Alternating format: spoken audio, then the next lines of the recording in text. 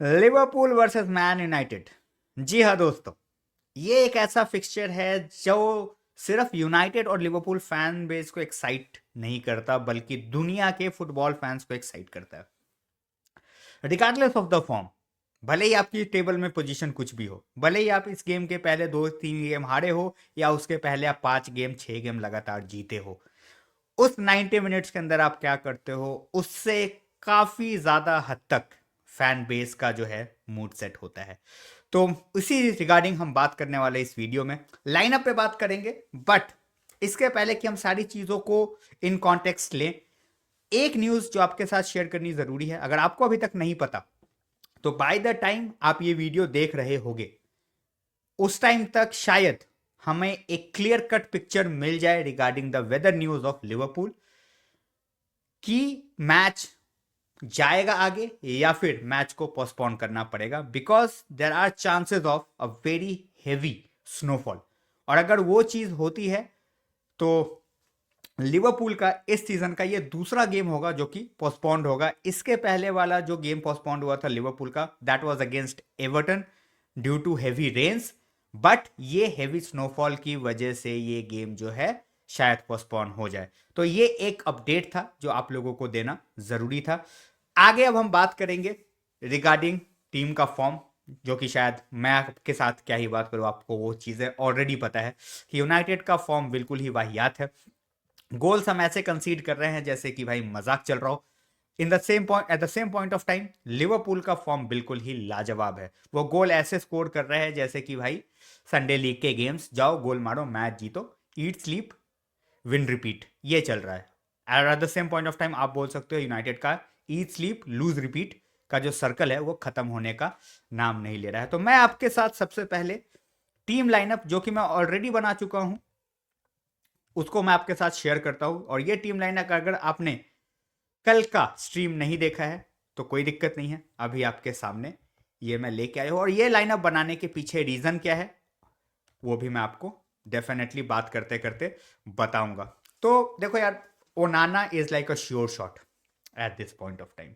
ओनाना को कोई भी अभी हटा नहीं रहा, स्पेशली बायन डियर, और उसके अलावा तो फिर हमारे पास हीटन है। तो उसकी तो मैं क्या ही बात करूं। एक सेंटर बैक वाला जो पोजीशन है, एक मैं मतलब एक बोलूं क्योंकि मेरे हिसाब से दो मोर और लेस सेम है। थर्ड सेंटर बैक कौन होगा वो किसी को नहीं पता, और उसका रीजन ये है कि हमने काफी हैवी रोटेशन देखा है इसके पहले भी। तो ये जो हमने टीम बनाई है, और हमने मैं इसलिए बोल रहा हूँ क्योंकि मोहक भाई के साथ मैंने बैठ के टीम बनाया था स्ट्रीम के ऊपर, जहां पे हमने मगवायर को लेफ्ट सेंटर बैक डाला है ओवर लीचा। जी हाँ, काफी लोग इस टीम से बोल सकते हो they were like okay that's fine, because Licha का फॉर्म जो है अभी काफी ज्यादा खराब चल रहा है, उसके हाई स्टैंडर्ड्स के मुकाबले। At the same point of time आपने मगवायर को कॉन्ट्रैक्ट एक्सटेंशन भी दिया है and he has looked like a part of the system in a back three. तो आप लेफ्ट पे मगवायर डाल सकते हो। डिलिक्ट 2 मैचेस नहीं खेले, उसमें हमारे डिफेंस का क्या हाल हुआ वो हमने आपके सामने रखा।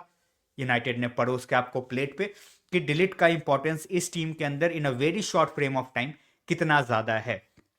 थर्ड सेंटर बैक लेनियोरो, और ये गेम में आप लेनियोरो डेफिनेटली खिलाओगे इन माय ओपिनियन, बिकॉज जिस तरीके का लेनियोरो का पेस है, जिस तरीके की लेनियोरो के टैकल्स हैं, वो आपको काफी ज्यादा इस गेम में हेल्प कर सकते हैं। बिकॉज आपके बाकी जो जो सेंटर बैक्स हैं, चाहे वो मगवायर हो, चाहे वो डिलिक्ट हो, चाहे वो उसकी जगह पे लीचा भी खेले, आपके पास बैकलाइन में पेस ज्यादा नहीं है apart from Yoro.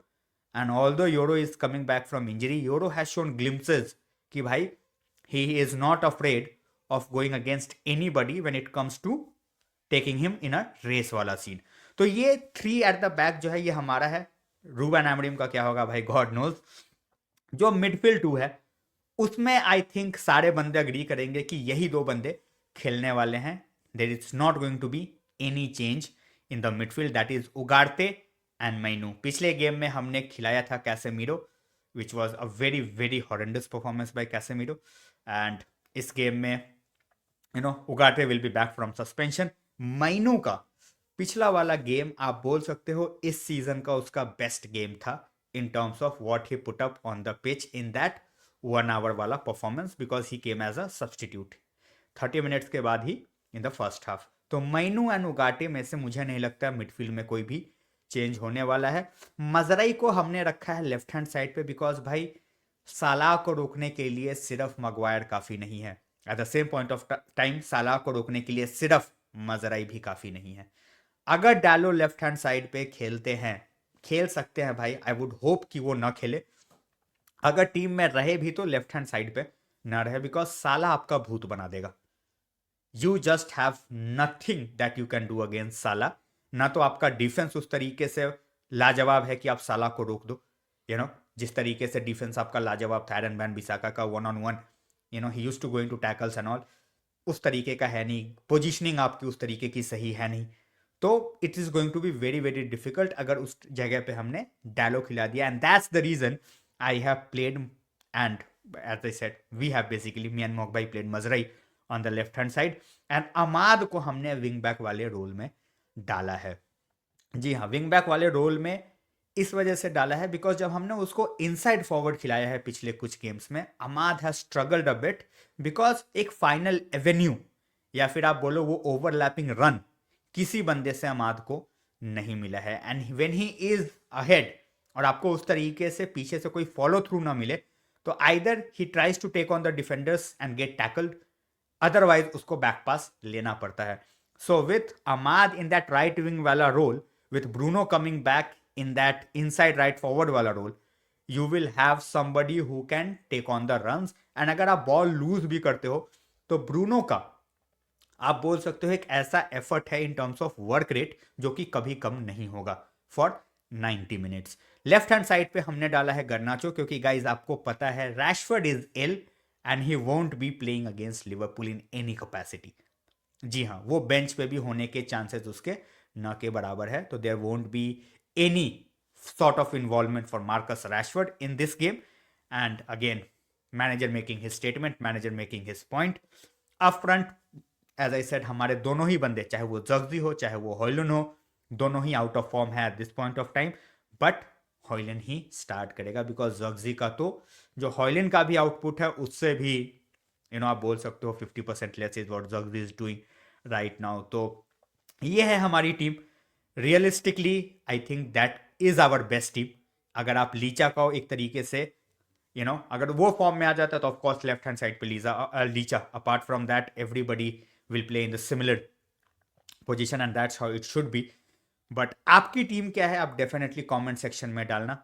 And as a United fan at this point of time 1% hope 99% prayers कि भाई अगर मैच गो थ्रू होता है, अगर स्नो का कोई सीन नहीं होता है तो आप एटलीस्ट अपना एफर्ट डालो. And that is what the fan base demands. कोई नहीं बोल रहा कि आप जाके 5 गोल मार दो एनफील्ड पे, आपके बस का भी नहीं अभी.